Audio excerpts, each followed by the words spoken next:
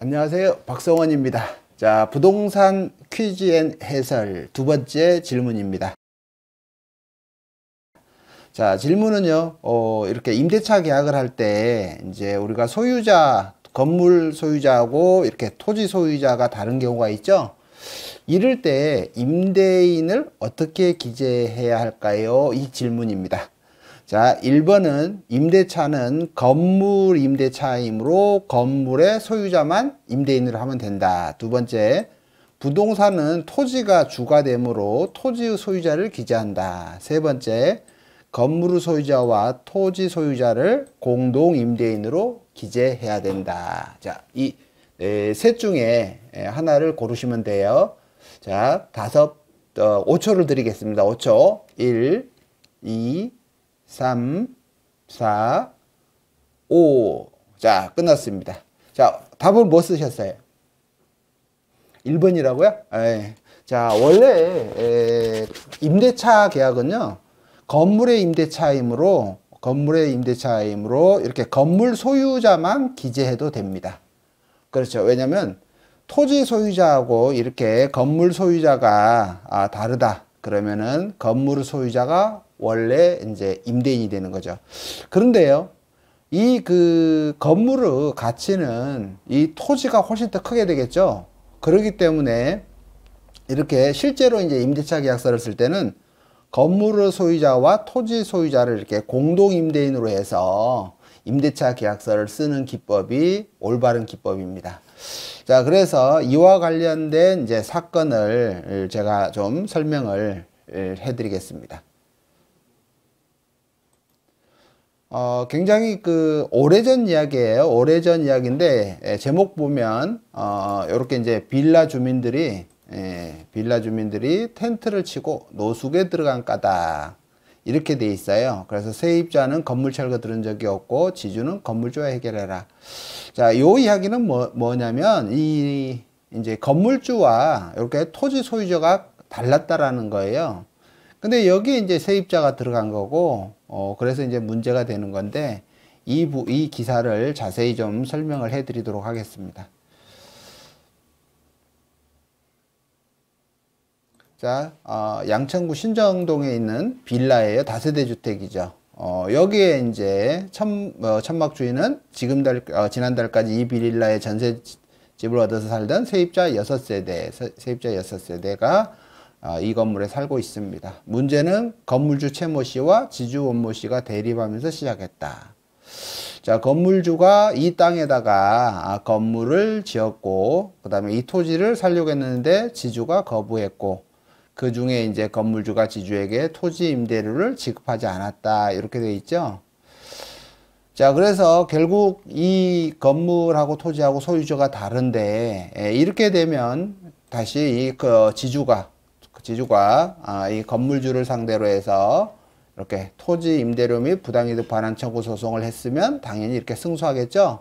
그리고 건물 철거 및 토지 명도 소송까지 해서 또 승소를 했을 거예요. 그래서 확정이 됐다. 근데 세입자들은 아무 소리를 듣지 못하다가 건물 명도 재판이 벌어지면서 처분금지 가처분을 받은 데야 이 사실을 알았다고 주장한다. 근데 실제로는요, 이렇게 이제 전세 계약을 할 때 당연히 토지하고 이렇게 건물 등기부가 있었을 텐데, 여기 이제 빌라죠. 다세대 주택이면 이 토지가 이 건물의 이제 대지권으로 이렇게 이제 되어 있어야 되는데, 대지권이 아닌 일반 이제 대지로 되어 있었다, 이런 소리죠. 그러면서 건물 소유자하고 이 토지 소유주가 이제 다르더라. 그러면은 제일 먼저 이 건물을 지을 때 건축 이제 허가 서류를 원래 봐야 되는 거예요. 건축 허가 서류를 볼 때 토지 소유주하고 건물을 짓는 사람하고 사이에 이 토지 사용에 관한 무슨 승낙서가 있겠죠. 근데 실제로 그걸 살펴봤어야 되는데 그런 것들을 살펴보지 않았어요. 그리고 이제 이 건물에 이렇게 전세 계약을 할 때 이렇게 토지와 건물의 소유주가 달라지면 이 건물이 토지 이외에 존속할 수 있는 토지 사용 권한이 있어야 돼. 이 건물은요, 토지 사용 권한이. 그래서 이 토지 사용 권한이 있으면 건물은 존속할 수가 있고, 토지 사용 권한이 없으면 건물은 철거돼야 될 운명이죠. 자, 그래서 이 전세 계약을 체결할 때 반드시 건물과 토지가 소유자가 다르다. 그러면은 원칙적으로는 건물하고 임대차 계약을 체결하지만 이 건물은 반드시 토지에 대해서 사용 권한이 있어야 된다. 사용 권한이 없다면 이렇게 건물과 토지 소유자를 임대인으로 하지 않은 한 전세 계약을 절대로 써서는 안 된다. 이런 이야기예요. 자, 그러면 나머지를 읽어 보겠습니다. 자, 그래서 이제 건물주가 이렇게 이제 폐소와 함께 사업에도 실패 재산을 크게 있는 바람에 세대마다 1억 3천만 원의 전세 보증금을 돌려받기 어렵게 생겼다. 그런 이야기죠. 자, 그래서 건물주가 이렇게 미지급된 보증금을 건물에 대한 권리를 세입자에게 넘기기로 약속했지만 세입자와 지주가 합의를 못 봤다. 결국 이 건물은 이제 철거해 달라고 하는데 결국 이 세입자들이 이제 어쩔 수가 없어 돈을 마련해서 토지 임대료 갖고 땅을 사겠다고 제안하지만 토지 매수 청구권이라는 건 없죠. 그러니까 토지 소유주는 여기 이제 다른 사람한테 팔아버렸다라는 거예요. 머리가 아프죠? 팔아버리니까 그 다른 사람은 더 많은 돈을 주겠다고 해도 안 팔고 오히려 어마어마한 대가를 요구하는 거예요. 그래서 12억 원까지 이제 요구를 하는데 견해 차이를 좁히지 못하는 바람에 결국 이제 문제가 발생을 한 거죠. 자, 이렇게 이 사건에서 이제 보더라도 이제 토지하고 건물 소유주가 이렇게 달라질 때 그때 이제 어떻게 해야 되느냐? 이 사건 이제 여러분들이 쭉 읽어보면 충분히 이제 이해가 가는 이제 그런 이야기들이에요. 근데 이제 정리를 해드리겠습니다. 자, 이렇게 이제 토지하고 건물 소유자가 다르다. 그러면은요, 반드시 이렇게 이 건물이 토지 사용 권한을 반드시 확인을 해라. 그래서 토지 사용 권한이 있으면 전세 계약을 해도 되지만 만약에 토지 사용 권한이 없으면 전세 계약을 절대로 해서는 안 된다. 근데 토지 사용 권한이 없더라도 만약에 이렇게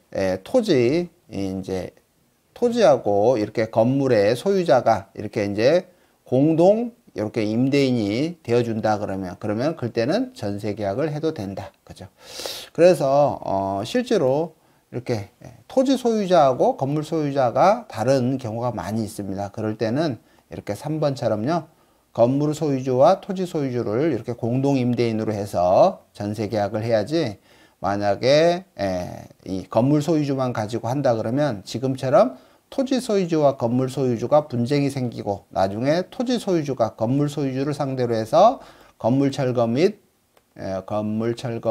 이제 이렇게 토지 명도 소송이 들어오는 거예요. 토지를 명도해 달라고 이렇게 소송이 들어오면 둘 사이에 특별한 사유가 없는 한 당연히 토지 소유주가 이기겠죠. 그러면은 이 건물에 새들어 살고 있는 이 사람들 선순위 임차인이라 하더라도 이 사람들은 불법 점유자가 된다. 그죠? 불법 점유자가 돼서 전혀 보호를 받지 못한다. 이렇게 이해를 하시면 돼요. 그래서 여러분들이 전세 계약을 이제 하려고 하는 이 건물은 반드시 토지와 건물을 다 가지고 있는 온전한 건물이어야 된다라는 거 명심하시고요. 다만 이렇게 이제 토지하고 건물이 여기 이제 부부 소유일 수도 있죠. 부부 소유일 수도 있고 가족. 여기는 아버지 소유, 여기는 뭐 아들 소유. 이렇게 가족관일 때도 당연히 이렇게 두 사람을 묶어서 공동 임대인으로 이렇게 하는 게 가장 안전한 거예요. 자, 오늘 우리가 이제 임대차 계약서를 쓰는 그 방법에 대해서 살펴봤고요. 다음 시간에 또 재밌는 이제 퀴즈를 가지고 찾아뵙겠습니다. 감사합니다.